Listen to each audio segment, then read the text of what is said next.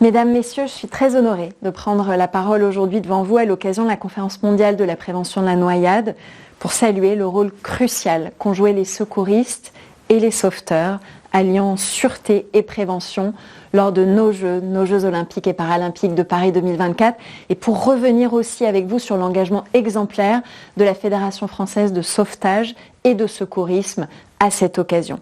Elle a assuré, cette fédération, une mission essentielle au cœur du dispositif de sécurité civile durant le plus grand événement sportif au monde. Reconnue pour son savoir-faire, elle a su mobiliser sur plus de 8 sites de compétition, aussi bien terrestres qu'aquatiques, plus de 300 sauveteurs diplômés de manière simultanée sur le terrain et au total plus de 800 hommes et femmes, toutes et tous diplômés et formés aux protocoles d'urgence les plus exigeants afin de garantir la santé et la sécurité de chacun sur l'ensemble de la période des Jeux.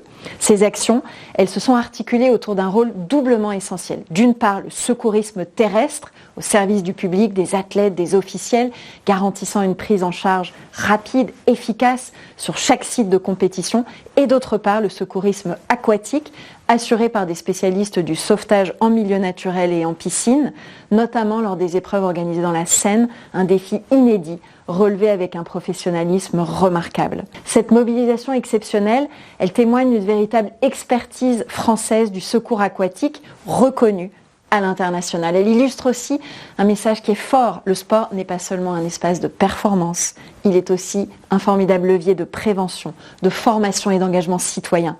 Et au-delà des Jeux, cette mobilisation porte aussi un héritage, celui de former davantage de jeunes, de promouvoir le sauvetage sportif, de renforcer la culture du secourisme. Tout ça, c'est les piliers d'une société plus résiliente, plus solidaire et mieux préparée face au risque de noyade. La remarquable réussite qu'on a obtenue tous ensemble lors des Jeux de Paris 2024, elle a brillamment contribué à mettre en lumière cette discipline déjà solidement ancrée sur la scène internationale. Les valeurs que porte le sauvetage sportif, des valeurs de courage, d'engagement, d'altruisme, elles doivent continuer à nous guider et à nourrir cette dynamique. D'autant plus que je sais que la Fédération française est pleinement mobilisée pour faire reconnaître le sauvetage sportif comme une discipline olympique dans la perspective des Jeux de Brisbane en 2032 en Australie, berceau historique de cette pratique.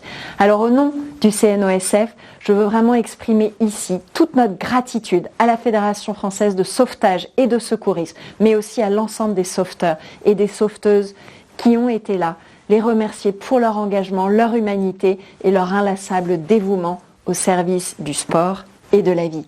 Je vous remercie toutes et tous et à bientôt.